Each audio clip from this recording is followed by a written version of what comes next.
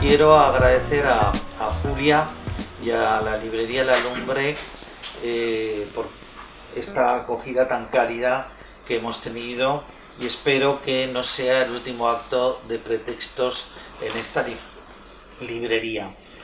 Como os comentaba antes, mi agenda suele ser tan complicada porque para hacer los libros que hacemos nosotros se requiere que cada uno de la gente que trabajamos en la aventura, en esa aventura, seamos una suerte de hombres orquesta. Entonces no nos da tiempo para, por ejemplo, hacer de flaneur de librerías por las distintas ciudades, y la verdad, yo debo decirlo, y lo digo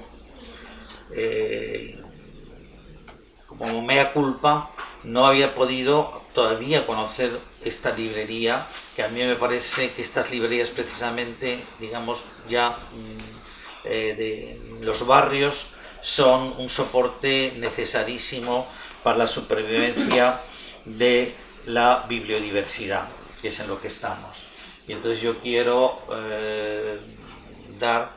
hacer mi homenaje, mi público homenaje a estos libreros que tienen tantísimo mérito y tan valientes, comprendes, de sostener la causa de la literatura en tiempos además que no son nada favorables.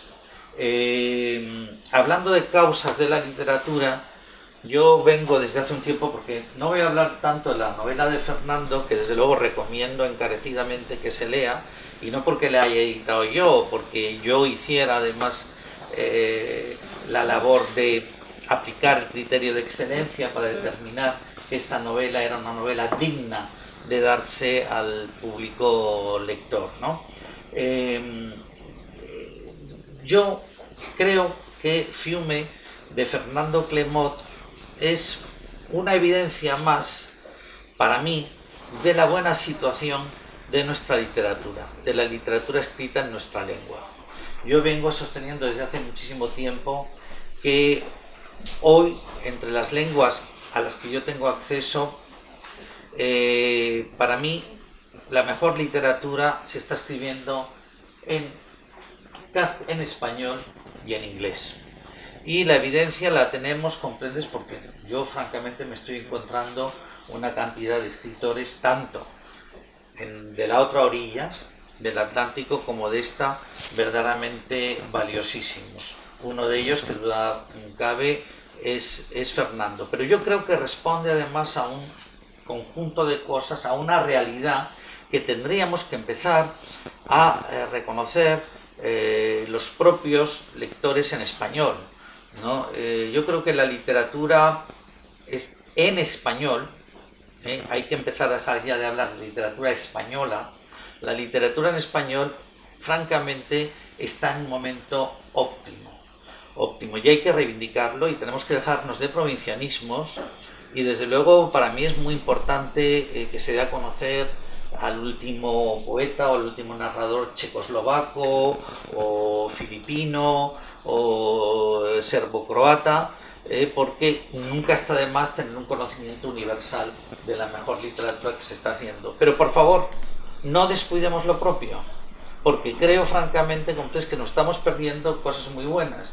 Y además distingamos también en lo propio la literatura auténtica de determinada literatura intercambiable, que suena exactamente igual. A mí hay veces, por ejemplo, que yo leo tanto en la península ibérica como en América autores que me parecen traducidos del francés, del inglés, cuando tenemos al lado autores que escriben maravillosamente bien, y que además estamos oyéndolos en nuestra lengua. Entonces yo diría, comprendes, que a ver si de una descartamos y desplazamos esa suerte de provincianismo que a veces anima el mundo de, digamos, la industria editorial en español. En Pretextos, nosotros, aparte de buscar, por supuesto, como esta novela, que es una novela sólida, bien escrita, que es capaz, si os sometéis a la prueba de arrebatar la atención de un autor. Hablábamos antes de que es una novela además con misterio privado y misterio colectivo. Esta novela, aparte que me interesó por lo que es, me interesó también desde la perspectiva ya del editor-lector por aquello a lo que apunta. Es decir, a nosotros nos ha interesado mucho, y en pretextos yo creo que veréis la deriva que hemos tenido, comprendes, apuntar hacia esa literatura que nos está previniendo también de determinados males o problemas que pueden advenir, y que no están tan alejados de nosotros. Y en concreto, yo lo diría con todas sus letras, la palabra totalitarismo.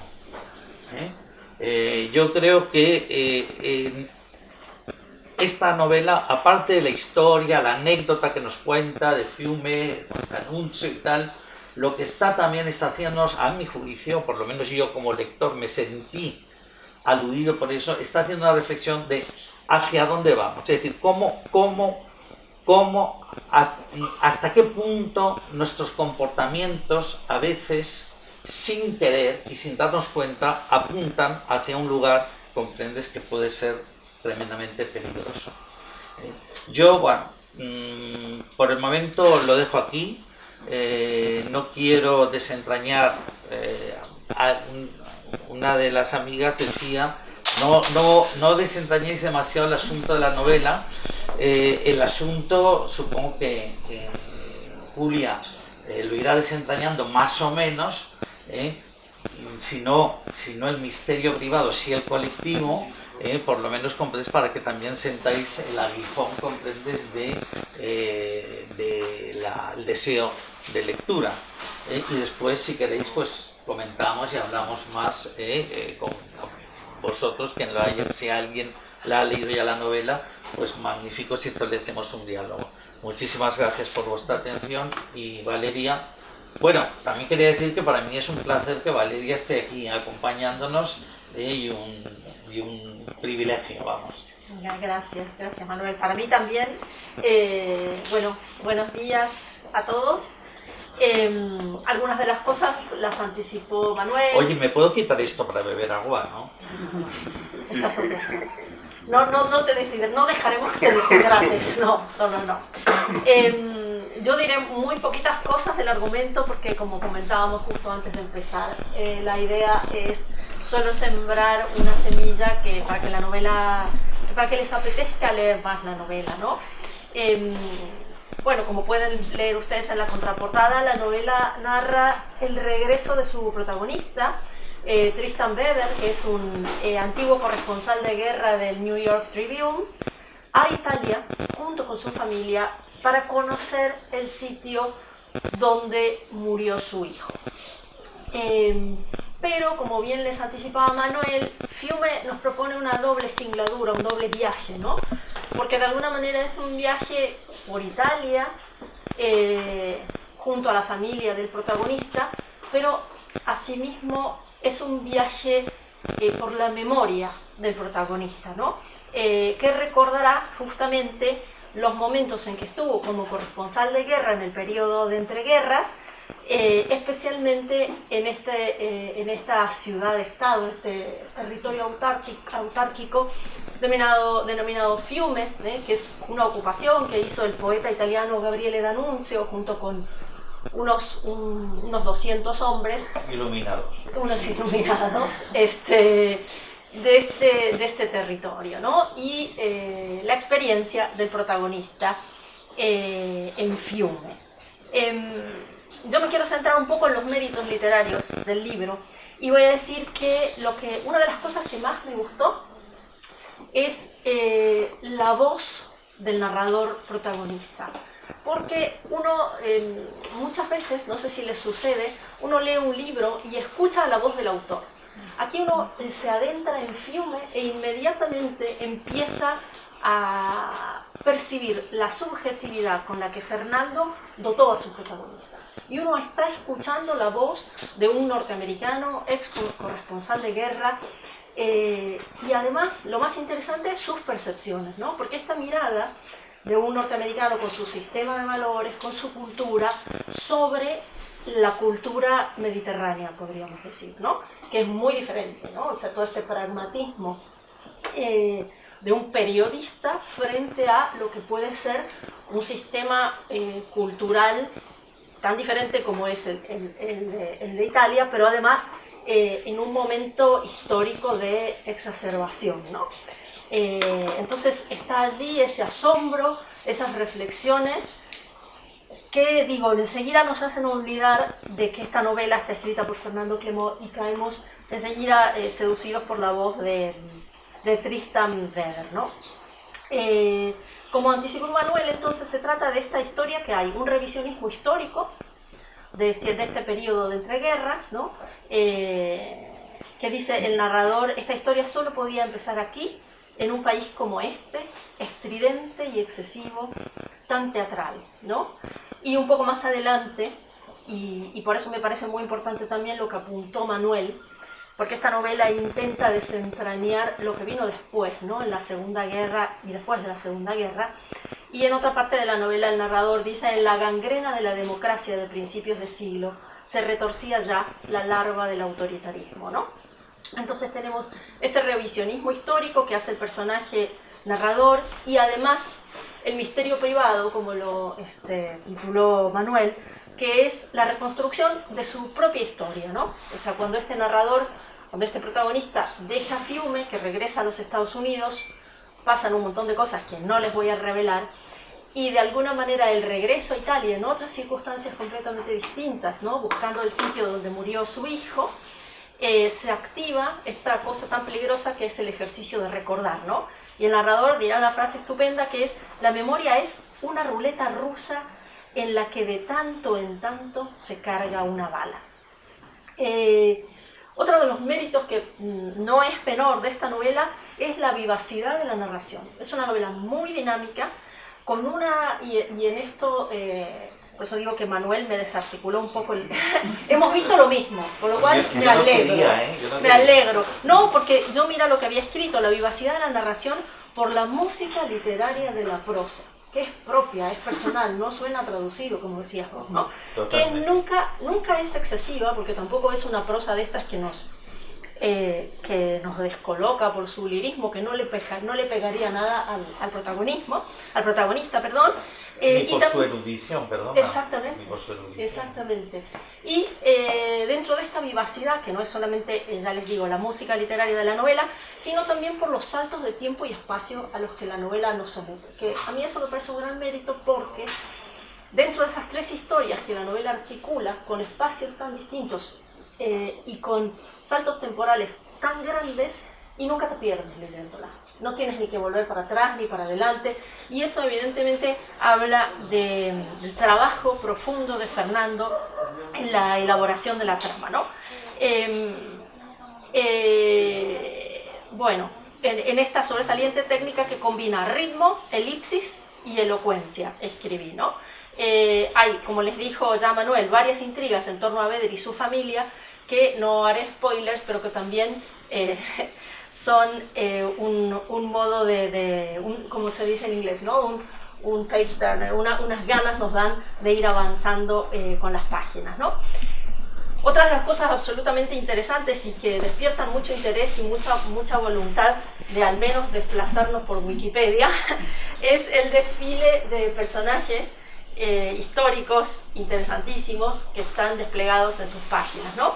Obviamente el más extravagante, excesivo, teatral, etcétera, es el poeta Gabriele D'Annunzio, pero también aparecen obviamente otros políticos, el propio Mussolini aparece en algún momento por allí, y artistas que no son solamente aquellos que estuvieron en ese momento histórico en particular en Fiume, como pueden haber sido Marinetti o otros futuristas, sino que como la novela es también un viaje por Italia, ¿no?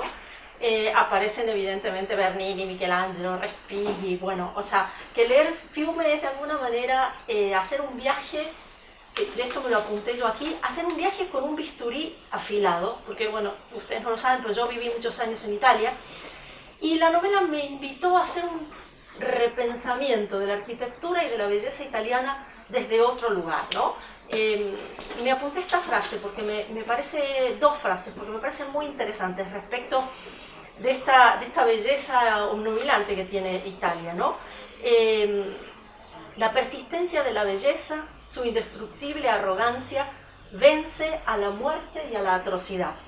Pero también el personaje se permite repensar esa belleza desde el poder.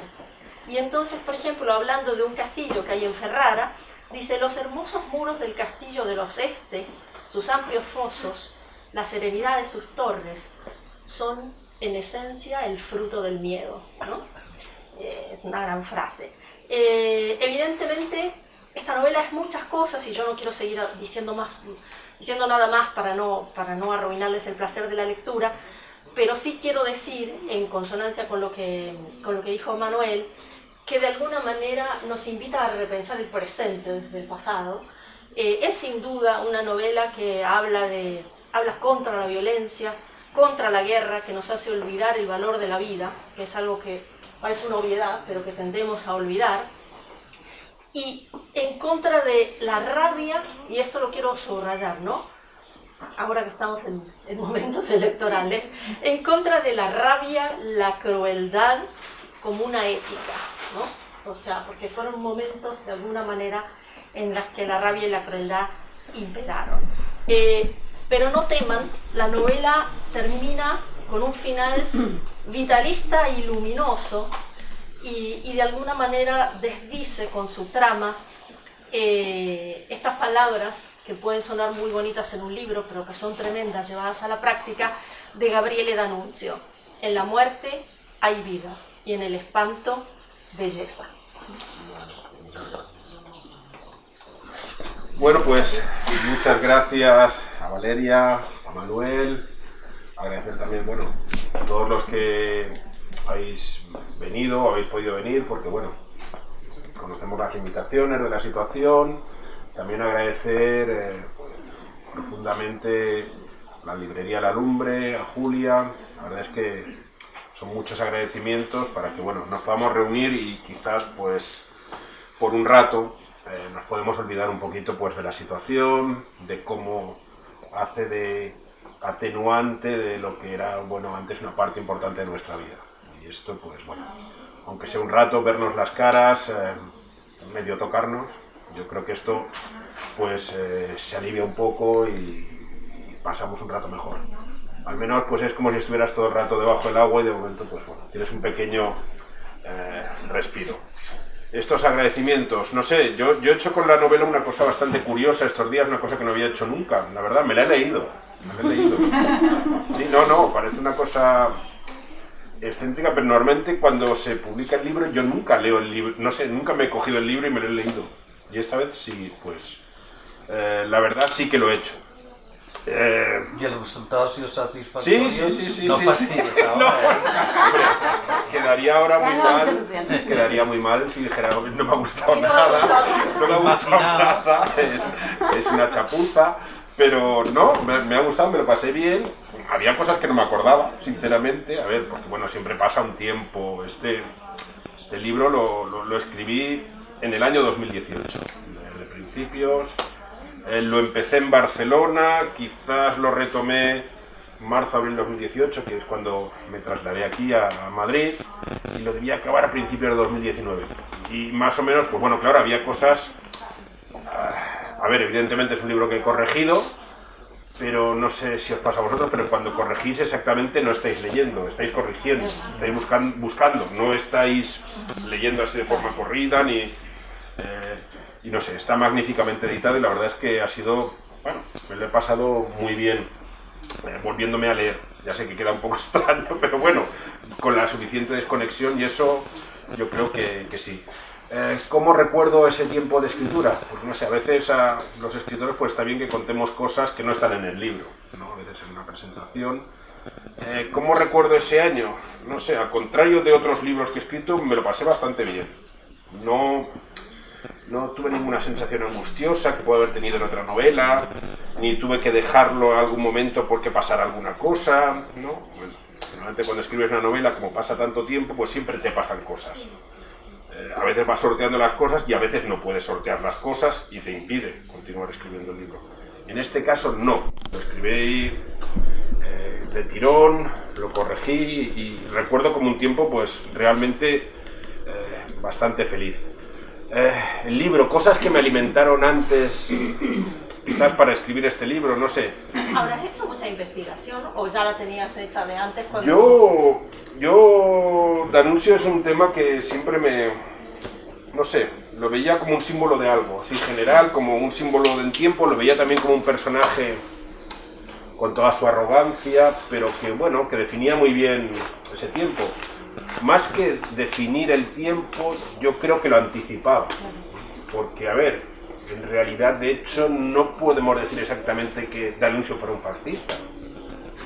De hecho, apurando, casi no lo fue. Pero es como si hubiera estado esperando ese tiempo toda su vida. Como si hubiera estado esperando un movimiento, como si hubiera estado esperando una dinámica toda su vida. Como si lo estuviera anticipando, como si en sus actitudes vitales él estuviera esperando eso, ¿no? Y en el fondo, yo creo que es una de las cosas importantes del libro, él no es que cree el fascismo quizás se crea un año después, 2 años después, se crea como movimiento, como partido, pero sí que crea algo que será bastante importante para todos los totalitarismos del siglo XX, que es un poco el escenario. Él lo que define muy bien es el escenario de la propaganda del fascismo, eso es la Fernalia. A ver, en ese tiempo, lo que describe en Fiume, pues se inventa. Bueno, digamos que él piensa, pues no sé, cosas como el saludo fascista, como cosas como que en el fondo debería ser, en el escenario, digamos, fascista, totalitarista, debería verse como una especie de representación nueva de lo que era Roma.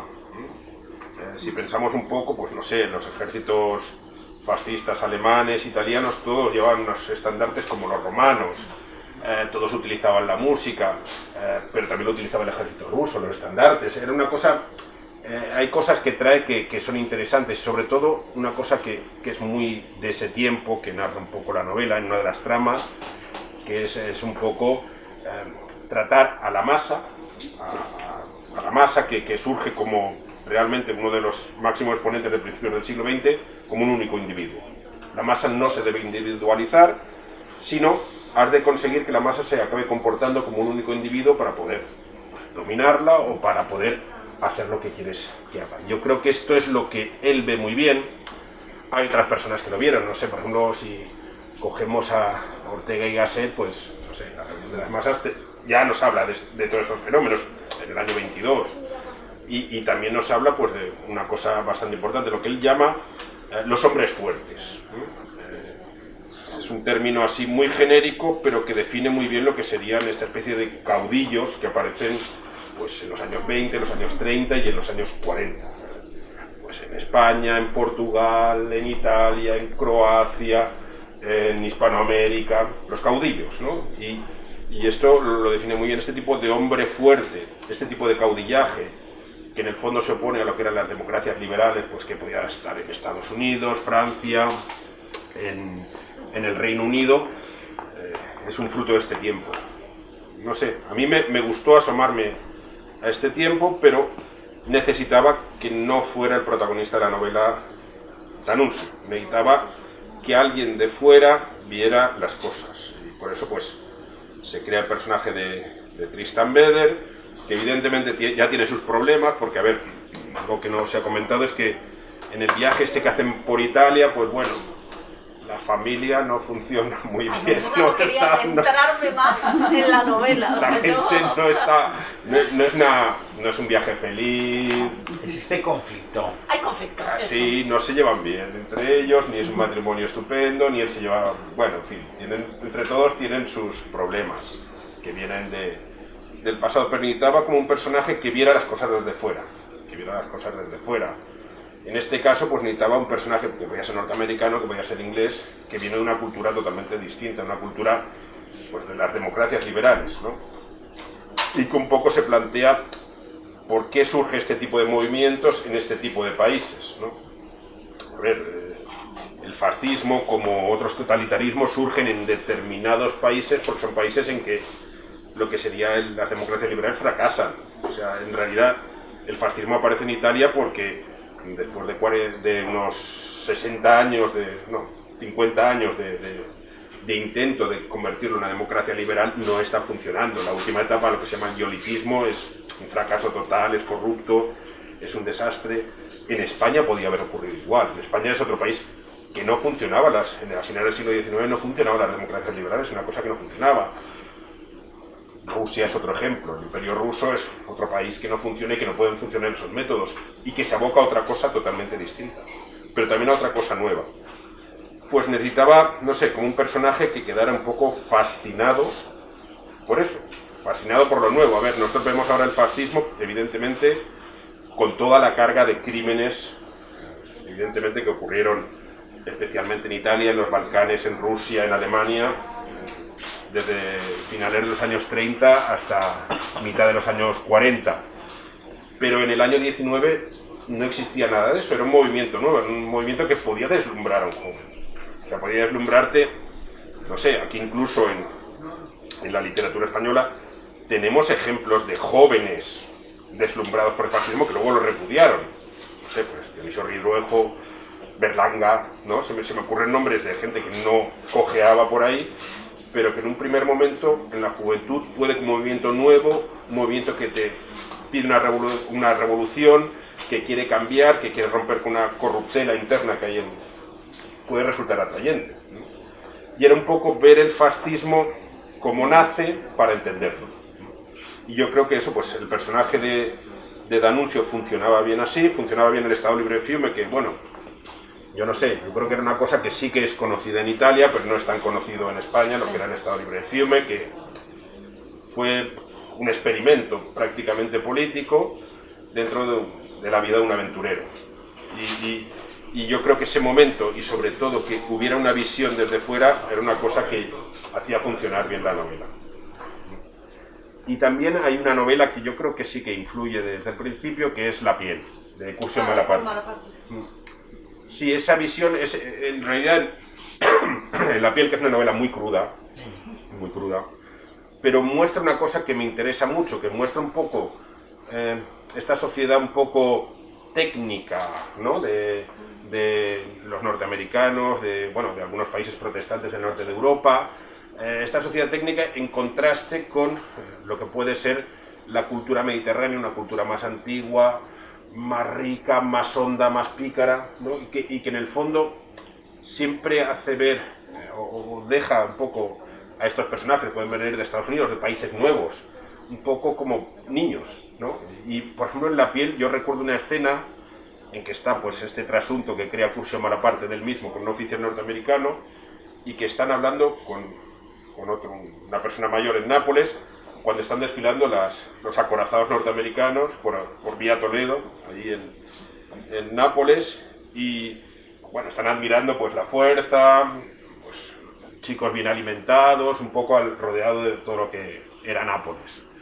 Y entonces al ver aquello el viejo dice: ¡qué chatarra más bonita! Porque para él es chatarra. O sea, en realidad muestra pues un país más sabio, quizás más antiguo, pero muy acostumbrado a que lo invadan, a sufrir estas cosas. En este caso, para el norteamericano todo es nuevo, pero digamos para una especie de cultura o de pozo cultural que tienen los pueblos latinos, todo pertenece a una especie de ciclo mucho más largo, mucho más largo. Y no sé, yo creo que estos eran dos libros que me gustaron. Lo que decía antes Valeria del tono de la novela.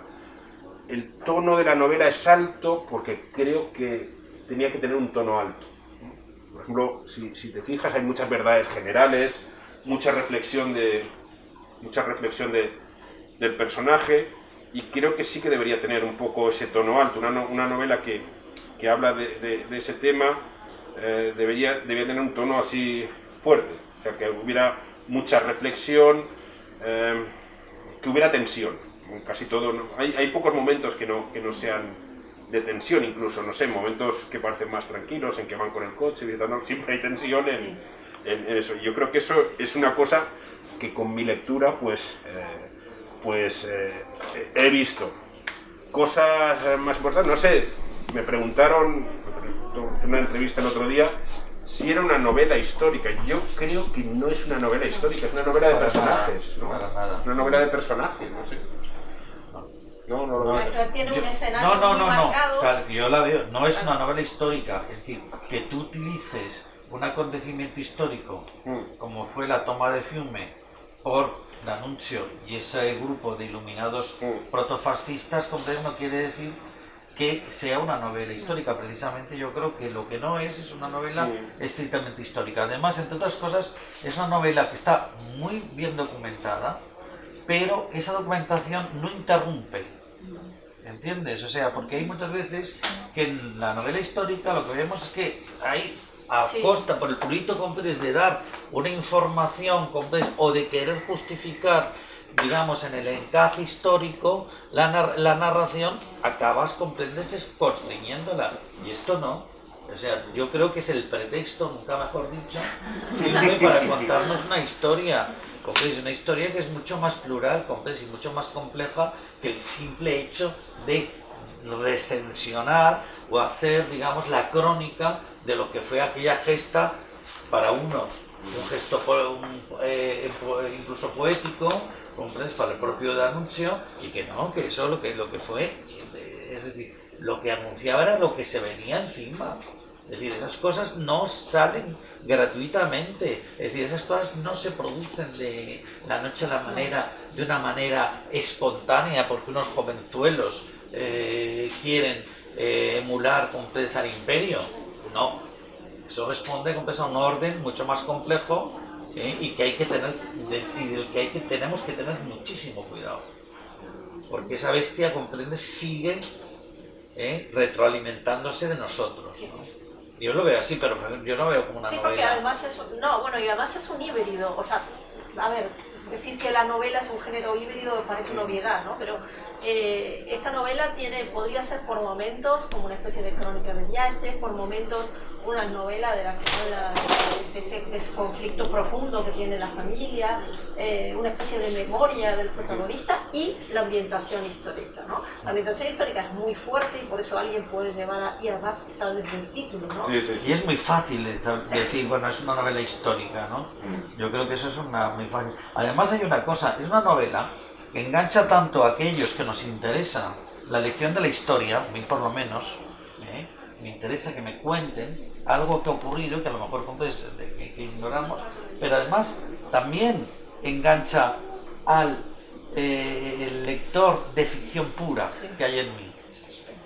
Es indistintamente, le seduce a uno y al otro, a las dos figuras, ¿no? Y yo creo que eso también es algo que la hace más virtuosa de lo que parece, ¿no? Sí, yo creo que otro de los temas que aparece, fuera del tema del fascismo, es la violencia. Cómo surge la violencia, cómo puede... Incluso la doméstica. Sí, violencia doméstica. La cotidiana, la exsoterrada. Cómo sale este tipo de monstruos y no sé cómo un poco esta Primera Guerra Mundial alimentó otras violencias más adelante, que evidentemente acabaron a veces en el fascismo, pero que también acabaron en algunas casas. Este tipo de violencia, este tipo de, de ver toda la brutalidad durante 4 años y medio y de repente te dicen, bueno, no, ya se ha acabado, ahora vuelve a casa.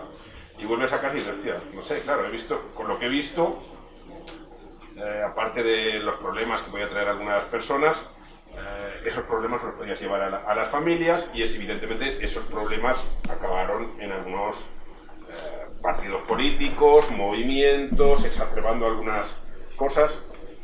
También hay otro tema que aparece por lo menos un par de veces, que es muy difícil explicar ese tiempo sin la presencia, por ejemplo, de la cocaína.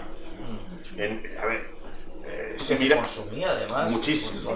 Si tú miras fríamente un discurso de Benito Mussolini o miras un discurso de Adolf Hitler, es muy difícil entenderlo sin química.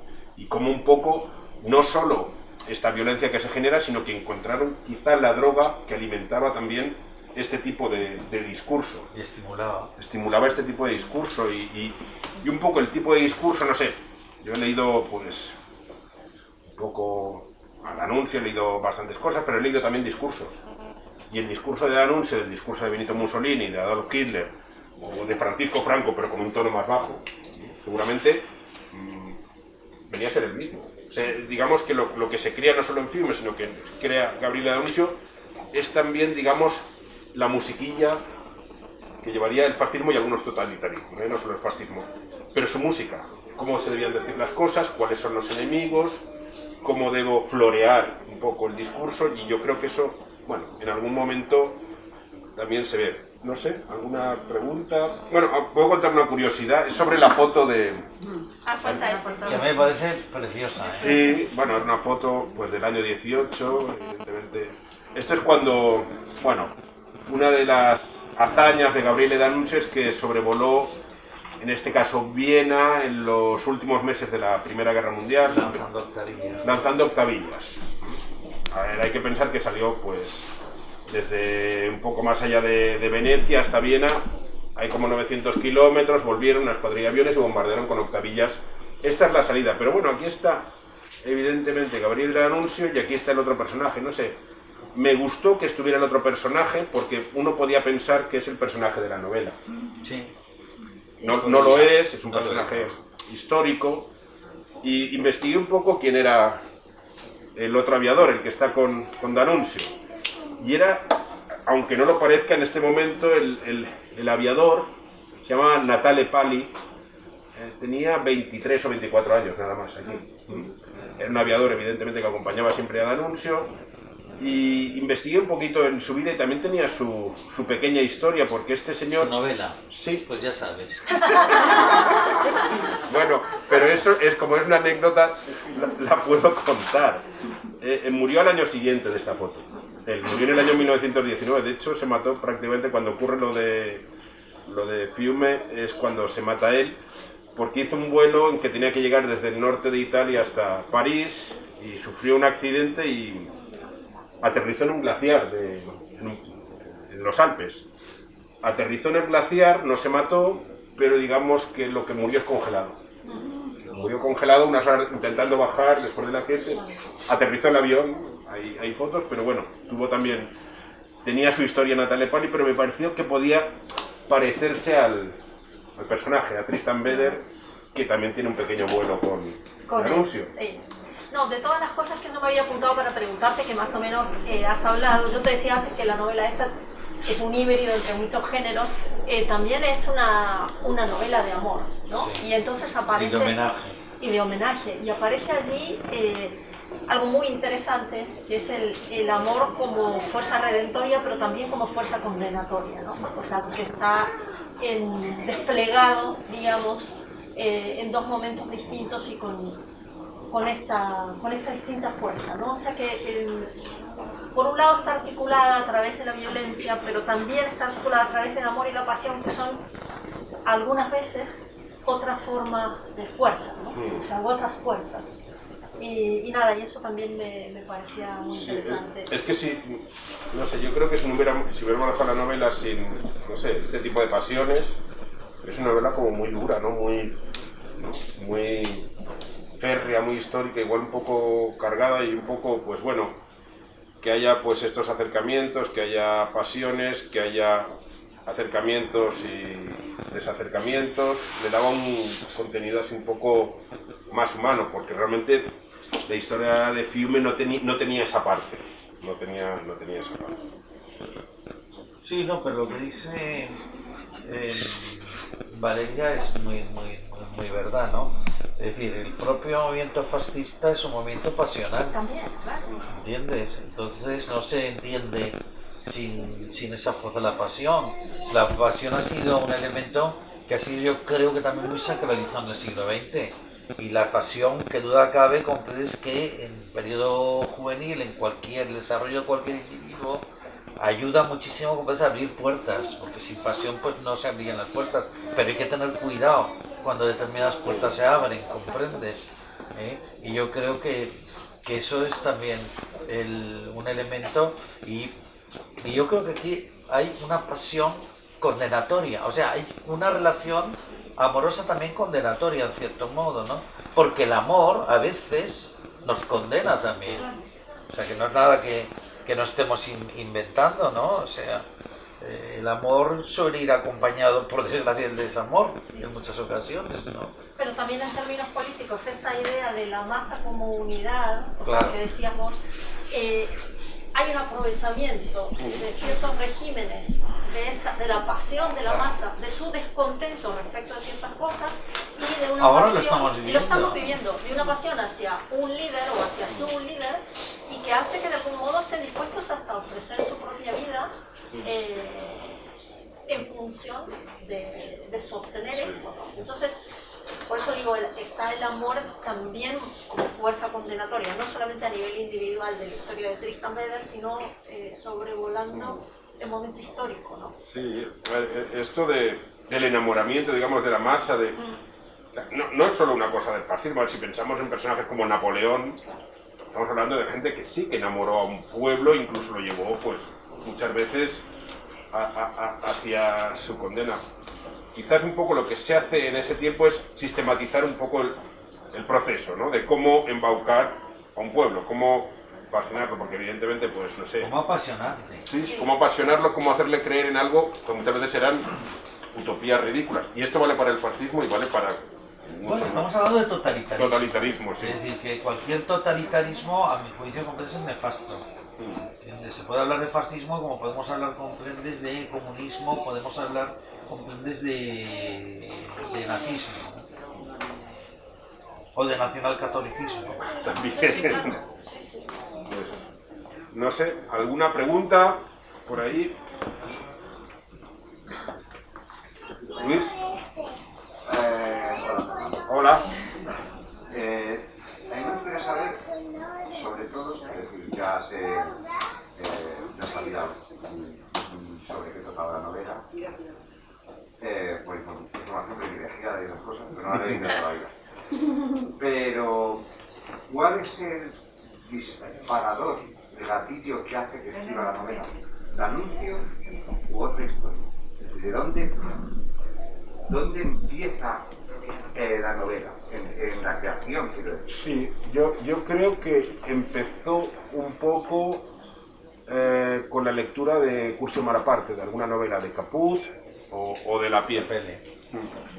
Me hizo ver un poco que esa mezcla entre, digamos, un espíritu más técnico, que podía tener pues un norteamericano, un británico, con esta especie de espíritu un poco más latino, un poco... o sea, ese tipo de personajes acudiendo a uno de estos lugares sabios, como podría ser, pues no sé, desde Egipto, Palestina, el sur de España, el sur de Italia. Ese tipo de contraste había algo con lo que se podía jugar, un tipo de fascinación, porque en realidad también lo que cuenta, hay otro tipo de amor, que es el del personaje por Italia. Es una especie de amor-desamor, porque en realidad está enamorado del lugar. Hay un momento en que dice, bueno, a mí en realidad, en el fondo, siempre estamos criticando a los italianos, que son chillones, que son así, pero nos gustaría ser como ellos. En el fondo nos gustaría pertenecer a un pueblo así tan disparatado a veces, ¿no? Como puede ser un pueblo latino. Siempre estamos... Y puede ser lo mismo, un norteamericano puede criticar como son un español o como son un griego, pero igual no le molestaría tanto ser español o ser italiano o ser griego, ¿sabes? Y ese tipo de contraste yo creo que nació ahí. O sea, ahí sí que estaría un poco... Sí, eso es lo que me interesa. Es decir, primero es el contraste y después buscas el entorno. Sí, busco el entorno. Y en este caso, pues bueno, un personaje, en este caso anglosajón, que se siente fascinado, pues en este caso por un movimiento que surge y que no tiene todas las connotaciones que puede tener ahora el fascismo. El fascismo ahora tiene muchas connotaciones de guerra, sangre, dictadura, horror. Cuando nace no tiene ninguna connotación, simplemente es un movimiento radical. Un movimiento radical que quiere luchar contra algunas cosas. Yo creo que surge ahí. No sé, ¿alguna pregunta más? Por ahí. Ángela. Bueno, yo también tengo información privilegiada, ¿no? Oh. pero sí que a mí me resulta muy difícil meterme en la mente de alguien, primero, de un hombre, en mi caso, ¿no? Que tú no lo has tenido, ¿no? Pero meterme en la piel de una persona de otra cultura, poco lo que venía diciendo, ¿no? Pero aquí, o sea, no sé si es la primera vez que escribes, o sea, que el narrador es un norteamericano, una persona que no sea española, pero si esa ha sido una dificultad para ti o para nada, o sea, ¿cómo...? Bueno, realmente? una dificultad había. Lo que ocurre es que el personaje, digamos, que hay un momento incluso que dice que conoce mejor la historia de Italia que la historia de los Estados Unidos, con lo que quizá ese problema me lo quitaba, porque hay una parte evidentemente que ocurre en Estados Unidos, pero la mayor parte del relato está en Italia y el tipo está recreando las cosas que sabe y las cosas que le han contado, las cosas que ha leído sobre Italia, y luego también hay otro personaje que es una especie de guía, que es el que lleva el taxi, Guido, que a veces pues el hombre se envalentona y hace un poco como de Cicerone. Y yo creo que sí que existe ese contraste, pero tiene más peso, digamos, la parte latina que la parte anglosajona. Seguramente porque me era mucho más fácil, más cercana a hablar pues de un país latino que de lo que puede ser la vida en Nueva York, que yo no he vivido en Nueva York, ¿sabes? O sea, me lo tendría un poco complicado para explicar cómo se mueve la gente, pero bueno, sí podías explicar, pues no sé, cosas un poco personales que te ocurren, desamores, situaciones, era más fácil. Era como si, digamos, la parte que ocurre en Italia tiene un foco más amplio y la parte que ocurre en Estados Unidos tiene un foco más corto. O sea, en Estados Unidos me centro en la familia, lo que ocurre, y cuando hablamos de lo que ocurre en Italia, lo que ocurre en Fiume, el foco es más ancho. ¿Sabes? Yo creo que era un poco lo que tenía que hacer. Había otra pregunta, ¿no? Muchas gracias por la presentación. Esperemos que no tenga información privilegiada. No leí el libro, no sé nada, al margen de lo que habéis dicho vosotros, y me llamó mucho la atención lo que decís de la novela histórica, que es una novela histórica que no es... Bueno, yo estoy pensando un poco a cómo la historia de la novela, y hasta hace muchísimos años se pensaba que las novelas no podían ser historia, no podían ayudarnos a interpretar la historia, ya en consenso historiográfico todo el mundo dice, sí, nos ayudan, y algunos escritores nos meten en la historia, nos meten personajes, y últimamente además han salido muchos libros buenos, con personajes históricos, últimamente uno muy famoso ya que llegó de España, el español, el de Eno, Mussolini, de Turati, que también tendrá un personaje tan importante como este, y me llama la atención que hayan decidido usar una historia italiana cuando realmente en España se podía haber usado, que no han pasado muchas cosas en el siglo XX español, y me pregunto, ¿por qué has elegido Italia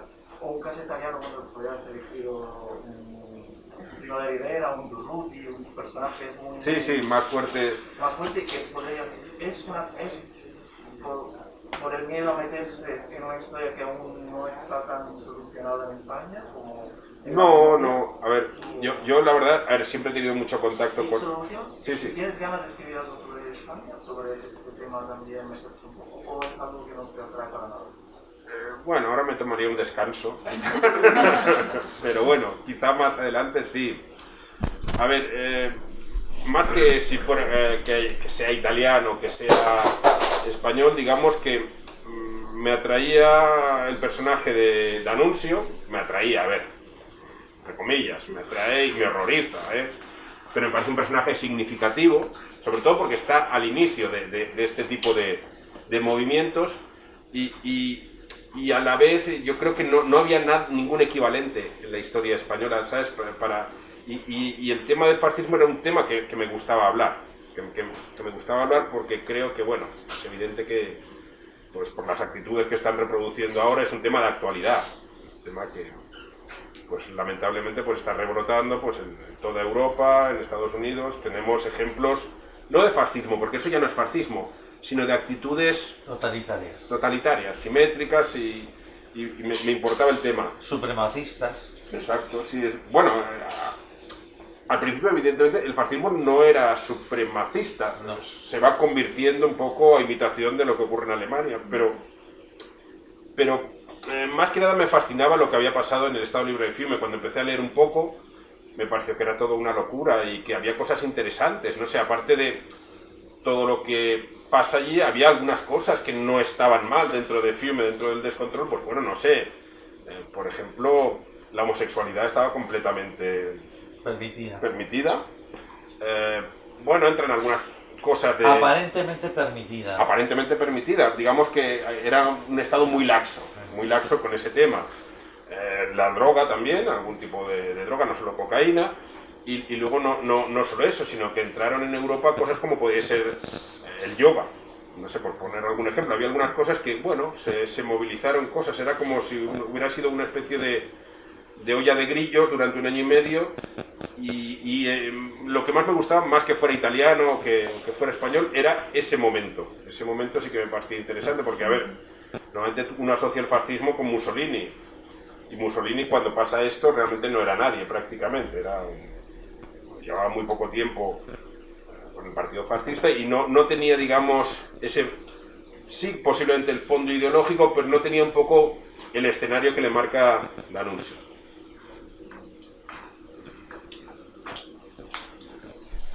No sé, ¿alguna pregunta más?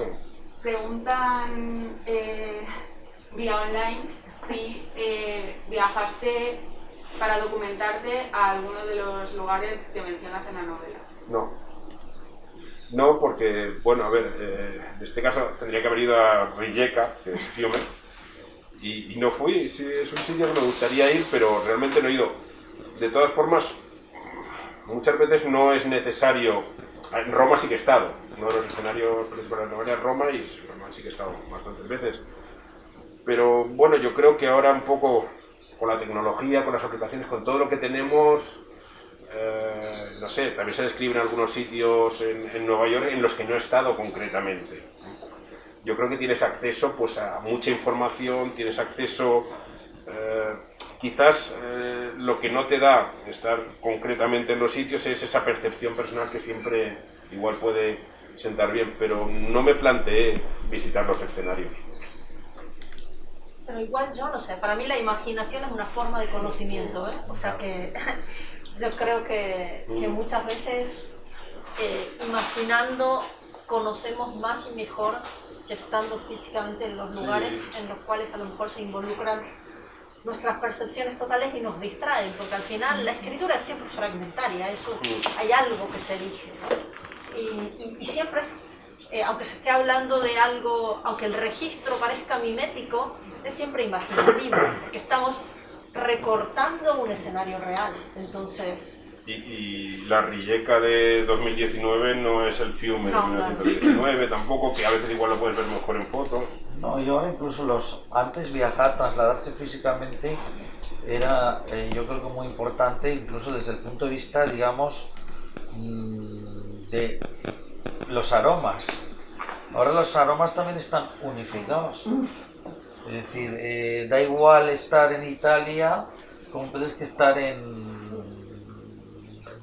Valencia, en Mediterráneo, ¿comprendes?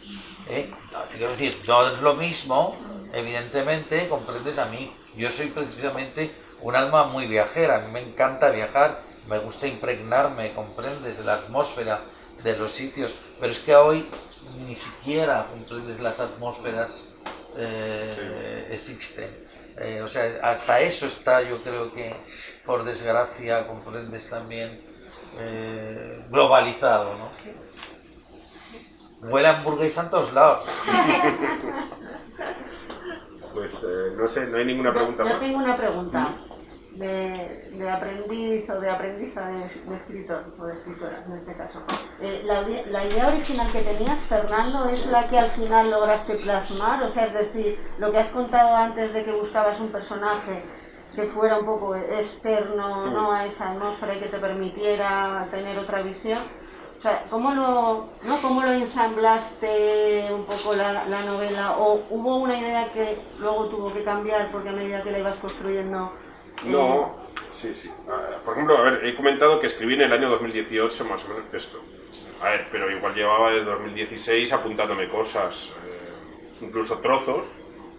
Eso que hablamos de las verdades generales, me apuntaba verdades generales o cosas que veía que podía meter. Si plasma, no, porque al momento que vas escribiendo la novela se va yendo hacia a veces sitios que tú no pensabas que ibas a ir y que a veces son interesantes. Eso se lo he enseñado yo. Te está objetando, te está objetando. Está dándote la razón, aunque parece lo contrario. Te está objetando, no, me parece, ¿eh? Yo iba a decir, digo, pero qué bien se está portando. No, Está portando muy pero bien. es Casi, que casi. me ve y el rugido ese se lo hago yo porque lo asusto, lo hago así como un monstruo y ahora lo imita y está a todas horas diciendo... "Ah". De hecho me ve y ya me hace así... "Ah". Es el karma, el karma. Pero bueno, que luego la novela pues se va un poquito hacia...